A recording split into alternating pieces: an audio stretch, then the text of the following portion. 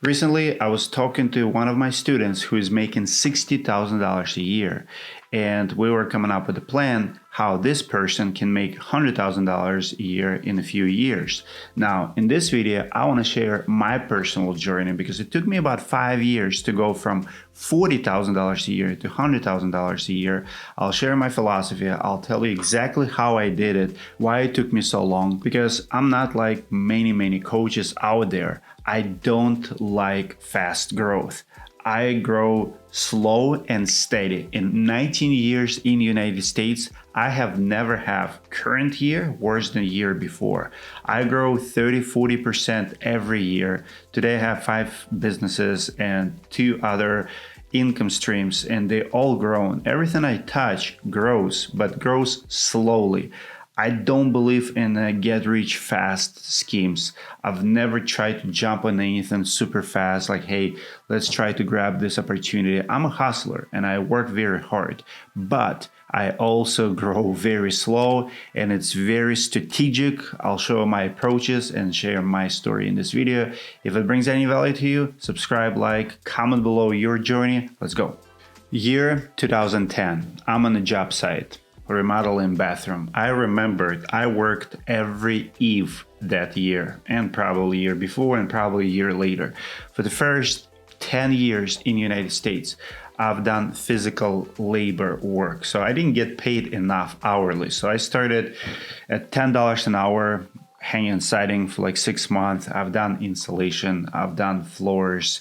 I've worked in a cabinet shop for a little bit over than a year, then another cabinet shop, then I worked for a remodeling company. So I started going from $10 an hour to $12 an hour, $13 an hour, $15 an hour, all the way to $25 an hour. The thing about those wages, especially if your wife doesn't work, you start having kids, you need money. Every day that you don't work counts. So I work 6 days a week, every Saturday, Thanksgiving Eve, New Year's Eve. I wouldn't work on Christmas. I wouldn't work on New Year's. I would never work on Sunday, but everything else is opportunity for me, especially back then. A lot of people who watching the video today probably have never experienced recession. So if you're younger and if you just came to the labor force after 2012, 2013, in the past 10 years, economy has been booming. You probably don't remember the recession, but 2008, 2009 was brutal. A lot of people actually left construction jobs and became truck drivers and started doing something else, because in 2008, 2009, 2010, it was extremely hard to find a job, any job. Whether you're a carpet installer or floor installer, when the economy collapses, first thing that people do, they stop spending money on improving homes. You're gonna spend money on necessity and you're not gonna improve things around you. So it was hard. My boss filed bankruptcy as well. So I worked for a remodeling company, and I remember like today, I was getting paid $25 an hour, working for him 4 days. Here's my story, how I started my company. And first lesson I want to share with you, always invest in yourself. I worked for this company for 2 years. In those 2 years, every single week, I would buy me a tool. It was a goal. So I was making $800, $1,000 a week on average. And every single week I would spend 10% of my earnings buying me a tool. 1 week it would be a drill, next week would be Dremel tool, it would be some kind of tape, some kind of whatever, levels. After 2 years, I have a full truck of tools. I have almost the same amount of tools as the guy I was working for. So when he filed bankruptcy, because he mismanaged money, economy was bad, he was robbing Peter to pay Paul, and then jobs stopped coming in, he files bankruptcy. I already have enough tools and enough skills to go and do the same type of work for someone else. It wasn't easy. I couldn't ask for a lot of money, because the thing about it, when you are just getting started, you're gonna get paid based on your skills, not on your ambitions, not on your proclamation. What do you think you're worth? Market will pay you what are you worth, how fast do you work. Like if you've never been a manager, you're not gonna get manager's salary. So like if you go to work in McDonald's, you're gonna start with a position based on your skills and level. So if they start you at $15 an hour, that's probably because that's where you belong. I mean, you can have a degree in something, but if you've never done that type of work, this is what you're gonna get. But if for the past 10 years you've been managing stores, you will be getting paid what managers are getting paid. As simple as that. I remember like today, when I started my company, literally overnight, my boss files bankruptcy. He owes me a couple $1,000s. And back in 2011, it was a lot of money. I remember I came home and I told my wife, I will never work for anyone else. And I never did. But I also knew that I have to be careful with my money. I have to pay myself a salary. And this is what I did early on. I was getting paid about $1,000 a week. So no matter how much money I have in a business, I always paid myself salary weekly. To this day, it did not change. It's been almost 14 years ago. So I've been a business owner for 14 years. Every week, I write myself a check. The amount of check will increase. Businesses grow, and if you have multiple businesses, you'll pay yourself from different revenue streams. But I started with a $1,000 a week. And I remember the first week, I picked like 4 or 5 flooring jobs off Craigslist. I made $2,000 on the very first week, and I paid myself $1,000. So next week, I already have my pay. Next week, I made like $2,500. So every week, I was paying myself $1,000 just like I would work for anyone else, because that was my mentality. Stability over anything else. What you bring home and your net profit is the most important numbers in your business. That's why I don't understand these business coaches, the fake gurus who go in and sell you this dream how to make millions. Meanwhile, they all go broke because they chase those millions, but they miss the profit. They miss the net, the bottom line. Bottom line is the most important thing. As long as you're growing, you're fine. You are good. If I'm growing 30% every year for 14 years, you can imagine where I'm going to be in 14 more years. My roofing company grew from $900,000 to almost $5 million. All my businesses that I've done, they all grew like that. My conference grew 30, 40, well, actually almost double every year. Everything I've ever touched, my roofing school, my directory.com, all my businesses have the same principle. We are not trying to double, triple, quadruple in a year. We're trying to control our growth, control our revenue, control our net profit, control our overhead. Because if you don't control it, now it becomes super risky. And when it's risky, you might fail.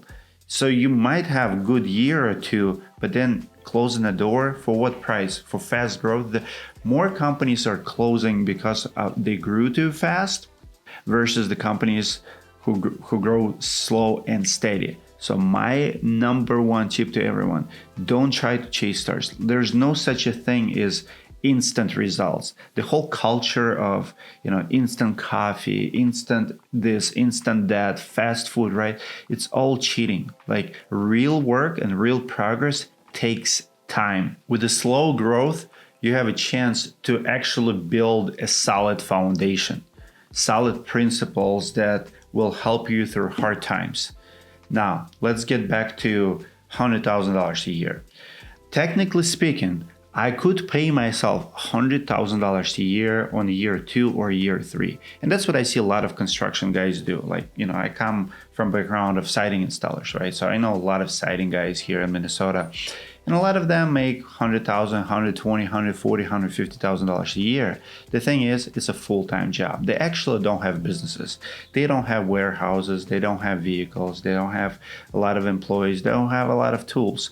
But they pay themselves really well every year. The problem with that is it never really growth. So like 10 years ago, they were making $120,000, $150,000 a year. And today they make $120,000, $150,000 a year, but they don't have a sellable business.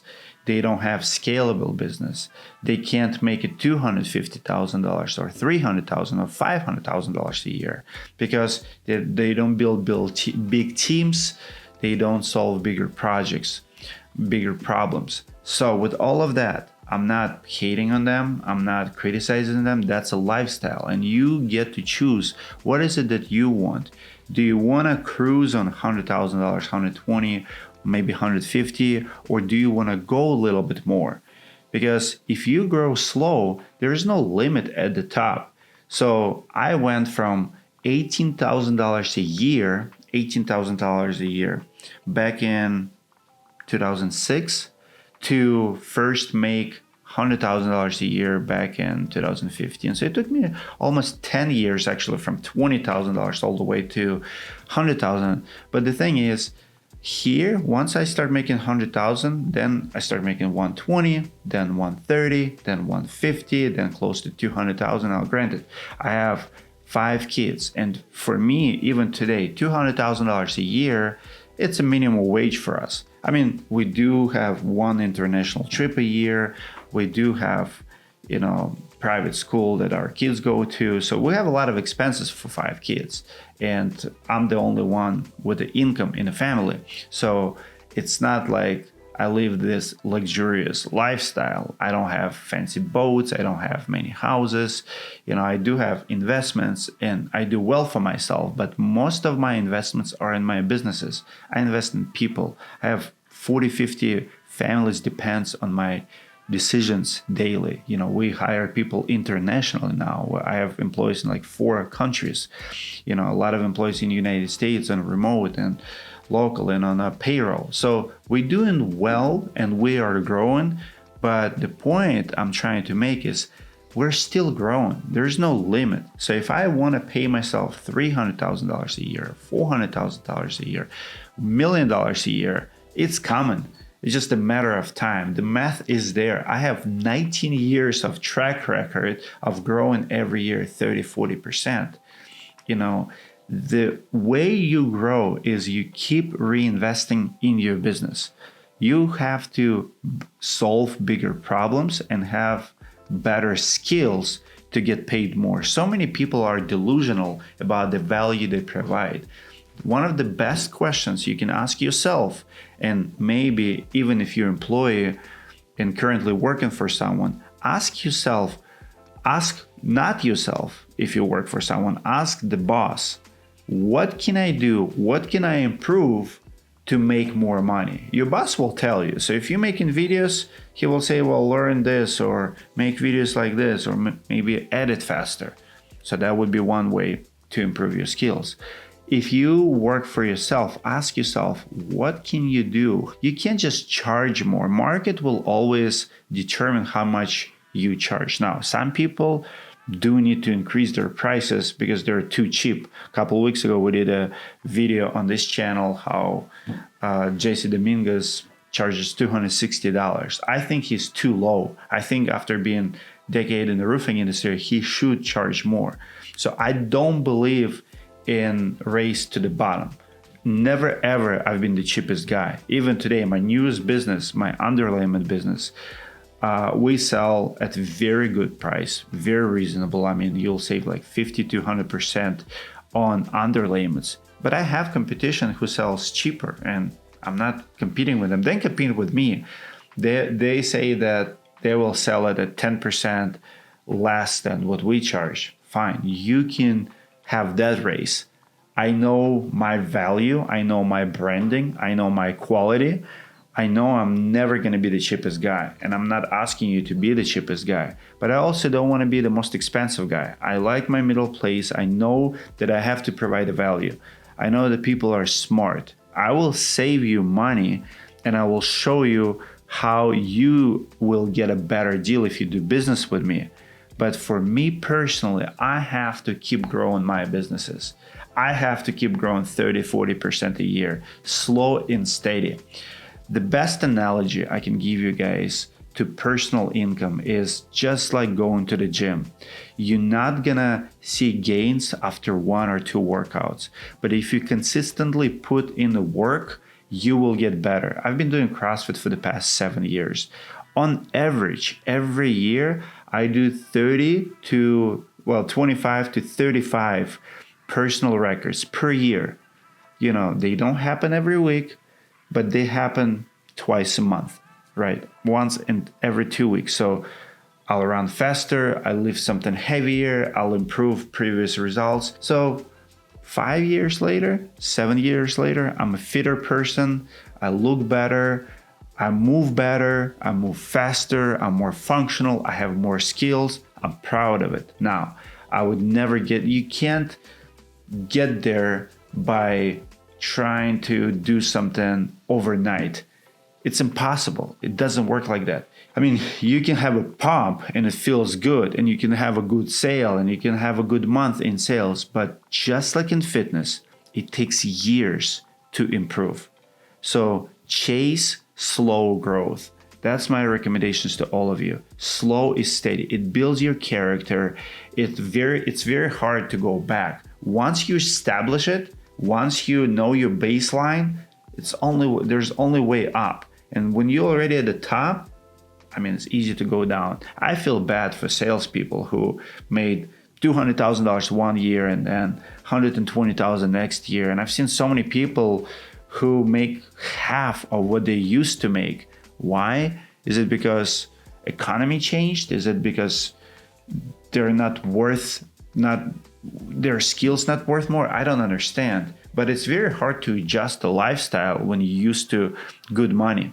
So I don't want to be that guy. I want to go up. I want to keep investing in myself, in my skills, never stop improving, never stop learning, but also never try to get rich fast. That's my recommendation for every single person who started a business. Be conservative.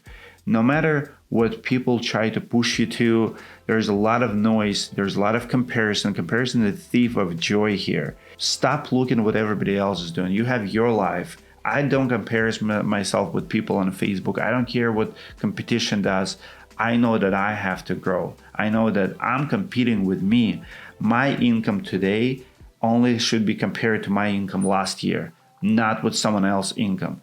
You know, people often try to judge me, call me not successful, or question my accomplishments. I remember one guy was asking me online, of course, he's like, what have you accomplished?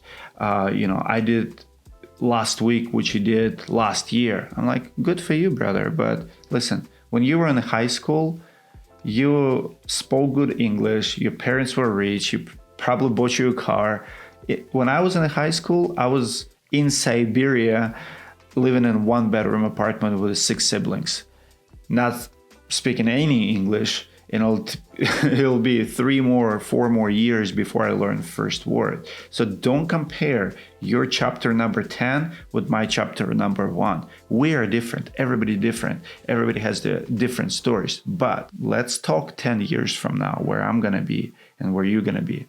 The journey never ends. We all go. And like I said, comparison is a thief of joy. Stop comparing yourself to others. If this video brought any value to you, comment below what you think about my story, but also share your journey. How fast are you growing and where are you comfortable in terms of speed of growth? Do you want to double your income every year? Do you feel stagnant? If you need my help, I'll put my information below and let's connect. Maybe I can help you. See you guys in the next video.